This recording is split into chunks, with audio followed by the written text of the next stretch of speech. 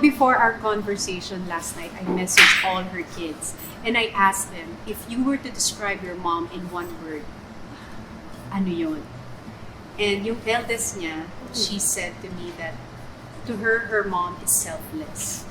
And She grew up in the she grew up in the industry. And when she wanted to enter the business, I really said no. She really had to. made you say yes. She really was crying. And she said, I know I can handle anything. So her wisdom comes from a lot of hurt, a lot of pain, a lot of forgiveness. You cannot underestimate her strength. Si Danny, her wisdom, is from because she probably had to grow up with me. But now that she's a mom and a wife, I see like, oh my gosh, everything that I told her, hindi niya siguro sinunod kaagad, but it was in her. And Leon also has his strengths. He's so smart. He's so tall. He's so tall and he's so handsome and he's such a good student. He has such great grades. And pero marami akong pagkukulang kay Leon because he's a boy. No one's ever taught him how to play the basketball. I'm so glad he forgives me for that. And then Erich is 9 years old, but she's wise beyond 9 years old. She gives us really good advice and she's strong for us. Very calm. Pag nagkakagulo na calm siya, she knows how she knows when to be strong. So, I think that's my reward. You know, God gave me all these kids and alam kong yung mga anak ko, all I really want is to equip them for the outside world. As a mother, paano mo hinahandle to? Julia's been through so much issues. Since she was 16. Since she was 16. And she can really handle herself naman. She's very strong. I always tell my kids, I want to remind that person who always hits on my daughter that, buhay pa nanay niya ha. Buhay na buhay ako. You better know when to stop. Who do you always tell Julia? Ako naman, I tell her, just say when, I'll talk. Ay, ayaw niya eh. She don't know, mom, it's okay. She saw that in me, na kahit ano nang ina-accuse sa akin, I just keep quiet. What's the worst part about that whole controversy for you? Pero hindi masyadong masakit ito. Mas masasakit sa akin yung issue kay Julia before with her dad. That was more painful for me. This one, kasi this person's not part of our lives naman.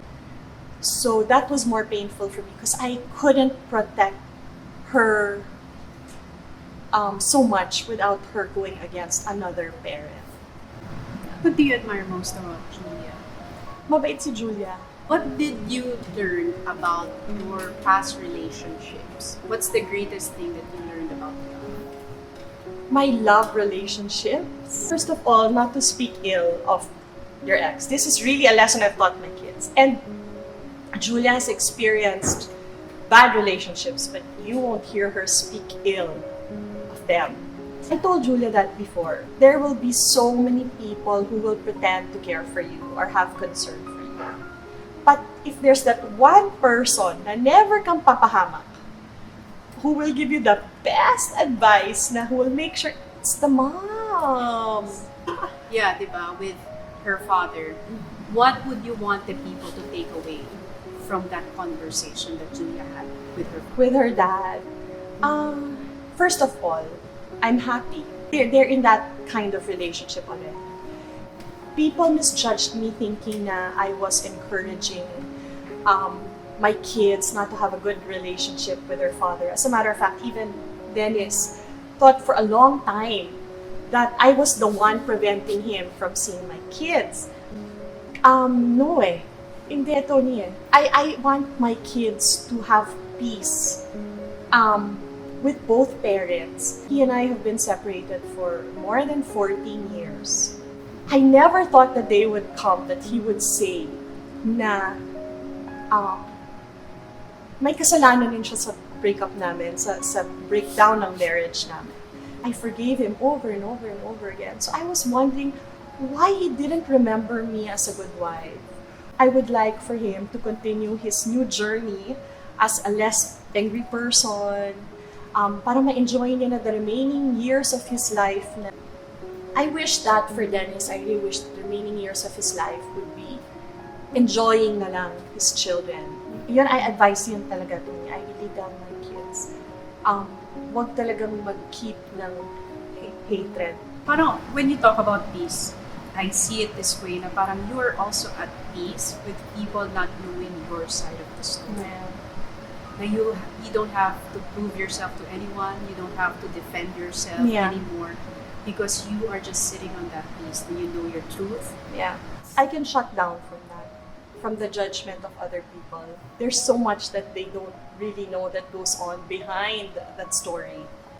We are public figures, but we are not public property. Don't give them a taste of their own medicine. Don't give them a taste of their own medicine because they already know what it tastes like. Give them a taste of your own medicine. If they lied, let your medicine be honesty. If they played with your emotions, let your medicine be maturity. If they broke you, let your medicine heal. If they made you cry, let your medicine make them smile. These remedies of yours may take years to work, but they work and they last. So be patient, stay true to yourself, and remember this: it is better for people to value you for who you are, not for who you pretend to be. Yeah, wow. Who you are lasts for a lifetime, and who you pretend to be changes like the change of seasons.